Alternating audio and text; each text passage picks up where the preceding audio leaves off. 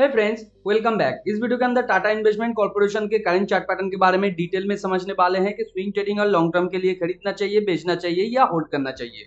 Free में demat account open करना चाहते हैं, लिंक नीचे डिस्क्रिप्शन पे है। साथ पाइए इस चैनल की तरफ से 50 रुपीज तक का स्टॉक बिल्कुल फ्री। तो चलिए सीखते हैं एक साथ। जैसे कि आप स्क्रीन पे देख पा रहे हैं, टाटा इन्वेस्टमेंट कॉर्पोरेशन का ये वनडे का चार्ट है। वनडे के चार्ट में ये लगातार एक बुल फ्लैग के अंदर था और यहाँ पे बुल फ्लैग को इसने ब्रेकआउट किया है।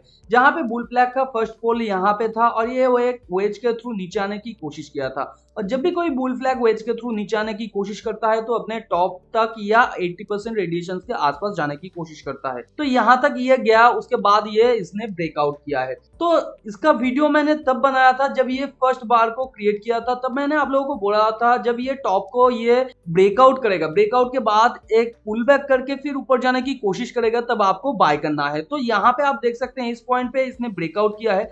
उसका इमीडिएट कैंडल एक डोजी बार था जहां पे हम लोगों को एक पॉज मिल रहा है, यानी ब्रेकआउट का पुल बैक मिल रहा है। तो उसके नेक्स्ट बार में हम लोगों को खरीदना था। अगर आपने खरीद लिया होगा तो मोर देन 10% का करेंटली आप प्रॉफिट एंजॉय कर रहे होंगे।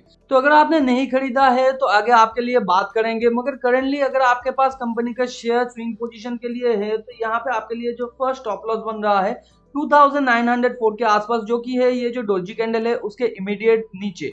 और उसके बाद फर्स्ट जो आपके लिए टेक प्रॉफिट बनेगा 3719 के आसपास, जो कि है इस पॉइंट तक। तो यहाँ पे क्यों, देखिए पिछले टाइम का यहाँ पे जो बुल फ्लैग का लेग है उसके स्टार्टिंग पॉइंट से अगर हम लोग यहाँ तक का प्राइस मूवमेंट को कैलकुलेट करें और ऊपर अगर हम लोग उतना ही मेजर मूव मान लेते हैं तो 3759 के आसपास आता है। तो वही होगा आपके लिए फर्स्ट टेक प्रॉफिट। और सेकेंड यहाँ पे टेक प्रॉफिट किस तरीके से मिल सकता है, ये यहाँ से यहाँ तक का, यानी यहाँ पे देख सकते हैं आप फर्स्ट टाइम इसने जो लेग क्रिएट किया था या जो यहाँ पे एक स्पाइक क्रिएट किया था, तो उसके अंदर 3 स्पाइक इसने क्रिएट किया था। First spike, second spike, third spike, या 3 लेग क्रिएट किया था।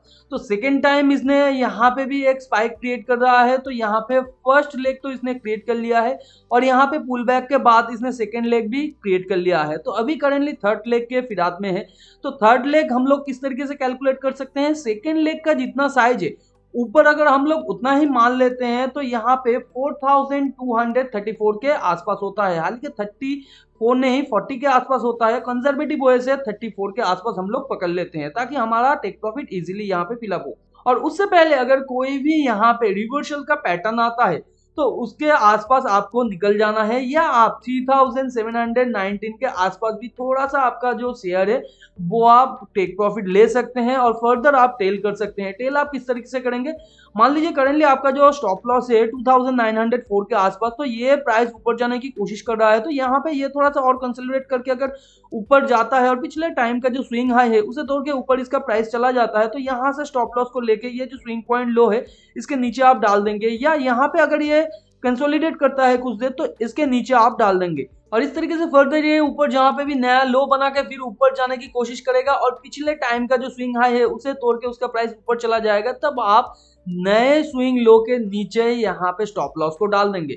और इस बीच में अगर कहीं से भी एक मेजर रिवर्सल का पैटर्न आता है, यानी कि एक डबल टॉप क्रिएट होता है उसके बाद नीचे आने की कोशिश करता है शेयर प्राइस, तो वहां से आपको एग्जिट कर देना है आपका स्विंग पोजीशन। नहीं तो आपको एक मेजर मूव जो 2 लेग का पुल बैक है वो भी सहना होगा। वो किस तरीके का होता है आप यहाँ पे देख सकते हैं, कितना बड़ा यहाँ पे पुल बैक है। तो यहाँ से यहाँ तक का जो मूवमेंट है वो मोर देन 15% का है, यानी कि 15% का लॉस आपको झेलना होगा। और उसके बाद फर्दर अगर इस कंपनी का शेयर ऊपर जाता है तब आपको जाकर प्रॉफिट मिलेगा। तो यहाँ पे यही समझदारी है कि जब ये यहाँ से ये जो डबल टॉप इसने क्रिएट किया है और पिछले टाइम स्विंग लो को तोड़ा है, तो इस कैंडल में हम लोग बेच दे सकते थे। और फर्दर यहाँ पे जब ये ऊपर जाने की कोशिश कर रहा था, यहाँ पे ये जो बेयर वेज का फॉर्मेशन को तोड़ के ऊपर जाने की कोशिश कर रहा था, तो यहाँ पे हम लोग फिर से खरीद ले सकते थे। तो हमारा जो प्रॉफिट है वो भी बच जाता और यहाँ पे नया प्रॉफिट भी क्रिएट हो जाता। तो इस तरीके से आपको सोच के स्विंग ट्रेडिंग के अंदर एंट्री और एग्जिट लेना है। तो अगर आप नया स्विंग पोजीशन यहाँ पे क्रिएट करना चाहते हैं तो बिल्कुल कर सकते हैं, मगर 2 चीज आपको ध्यान में रखना होगा। यहाँ पे फर्स्ट जो आपके लिए स्टॉप लॉस होगा वो 2904 के आसपास, जो कि यहाँ पे, और फर्स्ट आपके लिए टेक प्रॉफिट होगा 3719 के आसपास।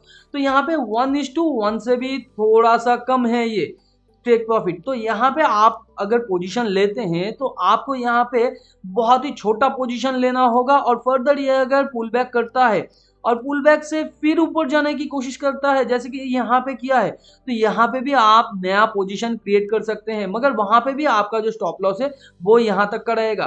और पिछले टाइम स्विंग हाई यानी आज ही का जो कैंडल का हाई है अगर वो फिर यहाँ पे उसे क्रॉस कर देता है तो यहाँ से आपका स्टॉप लॉस उठ के ये जो स्विंग लो है इसके नीचे चला जाएगा, तब आपके लिए स्टॉप लॉस थोड़ा सा छोटा हो जाएगा। और जैसे जैसे मैंने बताया है पिछले टाइम वैसे वैसे आपको टेल करते जाना है। तो अगर आप एक लॉन्ग टर्म इन्वेस्टर है, करंट सिचुएशन में आप नया पोजीशन बनाना चाहते हैं तो सिंपली आप बना सकते हैं, मगर आपके लिए आइडियल पोजीशन तब होगा जब ये फर्दर एक टू लेग का पुल बैक करेगा।